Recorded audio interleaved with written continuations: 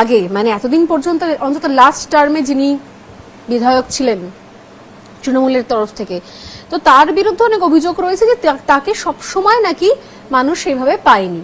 এটা এক। আর 2 নম্বর হচ্ছে, যেখানে তৃণমূল কংগ্রেস সারাক্ষণ ধরে একটা বি টিম বানিয়েছে বাংলা পক্ষ, যে সারাক্ষণ ধরে কাজ হচ্ছে বাঙালি আর অবাঙালিকে ভাগ করে যাও। প্রথমত হচ্ছে দেশটার নাম ভারতবর্ষ, এটা কোনো একটা ভাষার দেশ নয়।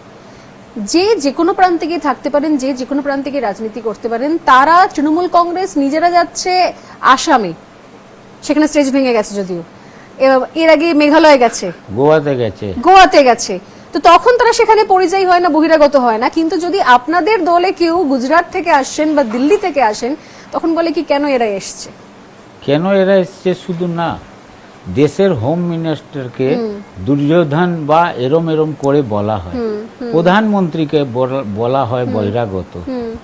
তো এইটা মানে টিএমসির যা চাল চরিত্র আছে ওটা বোঝা যায়। আমাদের টিএমসি থেকে বা যে আমাদের মুখ্যমন্ত্রী বাজে, উনি কি বলেন কি বুঝেন উনি জানেন, আজ পর্যন্ত আমি হেম্বা ডেম্বা ডিগম্বা কি বাংলা সাহিত্যে যতটুকু পড়েছি বা শুনেছি, এইরকম কোনো সেগুলো ছাপিয়ে গিয়েছে। মানে উনি বলছেন একজন অবাঙালি নেতা হয়েও এত বছরের কলকাতাবাসীও তিনি এমন কিছু বাংলা শোনেননি যেটা তিনি মানে মুখ্যমন্ত্রীর সৌজন্যে তিনি কিছু শুনেছেন।